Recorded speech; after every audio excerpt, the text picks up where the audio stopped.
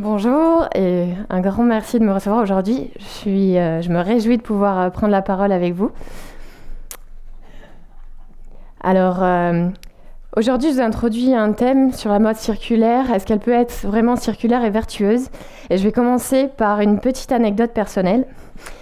Il y a un an, jour pour jour, j'étais à vélo dans l'Union des républiques du Myanmar, que vous connaissez peut-être sous le nom de Birmanie. J'étais venue à vélo avec mon amoureux depuis la France et on a expérimenté au travers de ce voyage à vélo ce qu'on pourrait appeler la vie simple. On a pédalé tous les jours, on a souvent dormi sous la tente, on a vécu un peu au gré des rencontres. Bref, on a expérimenté la sobriété heureuse. J'aimerais d'ailleurs m'arrêter 2 secondes sur cette définition de sobriété heureuse. Elle est définie comme un mode de vie qu'on choisit volontairement, et qui est de réduire ses consommations et forcément du coup les impacts qui y sont liés, pour que on puisse revenir et se concentrer sur des valeurs qui sont essentielles, qui sont dites en tout cas comme essentielles à notre vie. Alors là vous vous dites mais pourquoi elle me parle de tout ça, la mode circulaire, le voyage à vélo, je vais y arriver. En fait, ce voyage, il nous a permis de découvrir des paysages extraordinaires, de nature, d'aller à la rencontre des gens. Il nous a permis aussi de voir ce que l'homme sait faire de mieux, dans l'architecture notamment. Et il nous a aussi, et malheureusement, permis de voir ce que l'homme sait faire de pire. En fait, quand on voit des images comme ça, on commence à prendre conscience, et quand on les vit, à prendre conscience de notre consommation et ce qu'elle représente. J'ai une petite question pour vous. Est-ce que vous savez en moyenne combien en kilos de vêtements vous consommez par an? On consomme aujourd'hui en France en moyenne 30 kilos par habitant et par personne. 30 kilos multipliés par 67 millions de Français, je vous laisse imaginer. Et dans le meilleur des cas, ces vêtements ils vont être recyclés et revalorisés quand ils arrivent en fin de vie. Vous avez l'image ici en bas à droite d'un centre de tri et de recyclage de vêtements. Seulement 3 petits kilos sur ces 30 kilos vont être valorisés.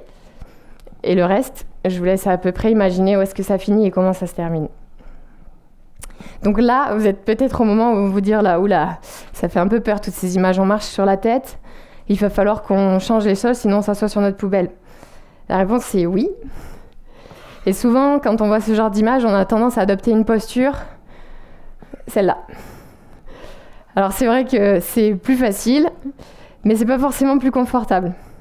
Donc aujourd'hui, je suis venue vous amener un message qui est positif et qui vous dit qu'en fait, on a plein de solutions. On a plein d'entrepreneurs qui s'engagent, on a plein de gens qui sont motivés et qui en fait nous permettent à nous, citoyens, de nous engager tous les jours. On a une superbe méthodologie, qui se compose de 5 R, qui va nous permettre au quotidien d'agir, mais surtout de pousser les marques à agir et les inciter à passer à l'action, pour que justement on aille vers quelque chose de plus circulaire et de plus vertueux.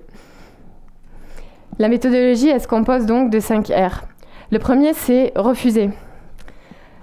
Ça fait bizarre de se dire que on commence par là. Refuser, je vais vous donner un exemple tout simple. On va vous envoyer une promotion, on va vous inciter par l'appel, par vous offrir un cadeau à venir consommer en magasin. On va refuser ce dont on n'a pas besoin parce que ces produits à faible valeur, ils sont produits dans des conditions qu'on ne connaît pas et ils ont un coût, même si pour nous ils sont gratuits, ils ont un coût pour l'environnement autour de nous. Donc le premier R, c'est refuser. Le second R, c'est réduire. On va réfléchir ensemble à chaque acte de consommation et d'achat. J'achète un nouveau t-shirt, un nouveau pull. Est-ce que j'en ai besoin? On se pose simplement cette question. Si la réponse est non, on remet son acte d'achat, on le reconsidère. Si la réponse est oui, on n'est pas là pour se culpabiliser, on est aussi là pour se faire du bien. Allez-y. Simplement, vous aurez apporté un peu plus de conscience dans chacun de vos actes. Et je pense que c'est une étape importante.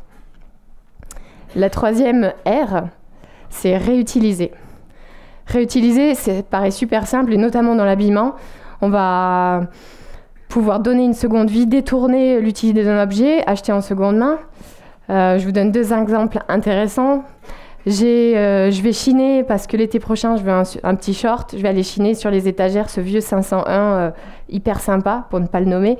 Je vais mettre un coup de ciseau et j'ai un short super stylé pour l'été prochain. Ou, un exemple personnel, je reviens d'un voyage à vélo, j'ai fait 17 000 km. J'ai clairement pris des mollets.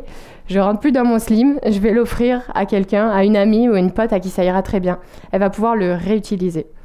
Réutiliser, c'est mon 3e R, tout aussi important.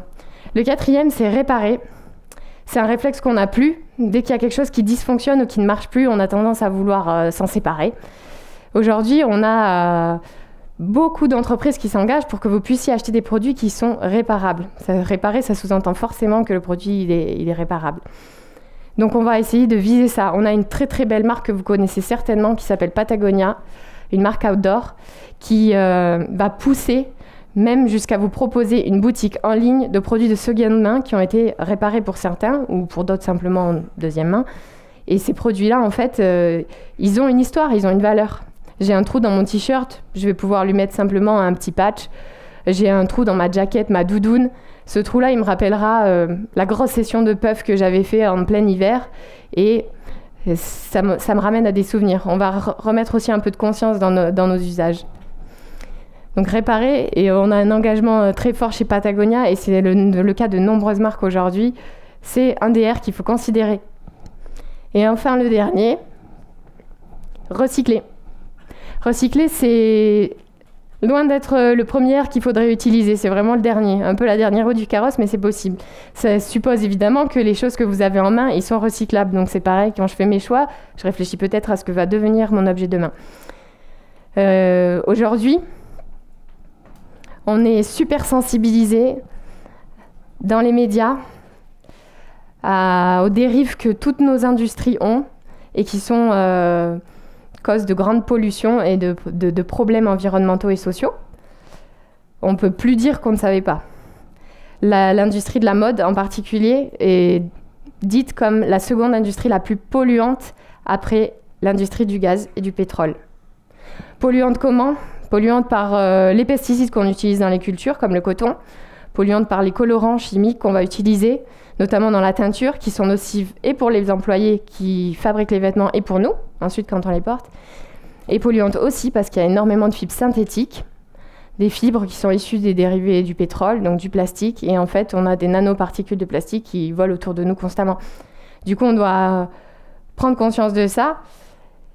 Mais le tableau, même si comme ça il y paraît, il n'est pas si noir. Parce que quand on repense à notre méthodologie, à nos 5 R, on sait qu'on est capable de faire quelque chose et qu'on est capable de changer et que les entreprises s'engagent et qu'on va les pousser à se bouger. Il y a quelque chose de très important qu'il faut qu'on garde à l'esprit, parce que la mode, c'est avant tout quelque chose qui nous plaît et dans notre société, un vecteur de l'expression de soi, un vecteur de notre personnalité, et c'est du coup hyper important la manière dont on s'habille. On va sortir le cliché du pull de mémé qui gratte, du pantalon en chanvre, du truc tie and dye des hippies. Aujourd'hui, on a des entreprises qui nous proposent de nous habiller et qui proposent de réelles solutions. On a l'exemple de bouteilles plastiques recyclées qui vont faire des pulls super stylés. On a l'exemple de la fabrication locale à partir de matières bio et éco-responsables, de jeans qui n'ont pas fait 3 fois le tour de la planète pour arriver dans nos placards et qui sont faites localement en France. On a l'exemple de marques qui valorisent des chutes de l'industrie du textile pour leur donner une deuxième vie et qu'elles ne soient pas vouées à la destruction. Donc on a plein de solutions autour de nous. Et donc pour vous rassurer, non, on n'est pas obligé de sacrifier le style sur l'autel de l'écologie. Et oui, la mode peut être circulaire et elle peut être vertueuse. Merci de votre attention.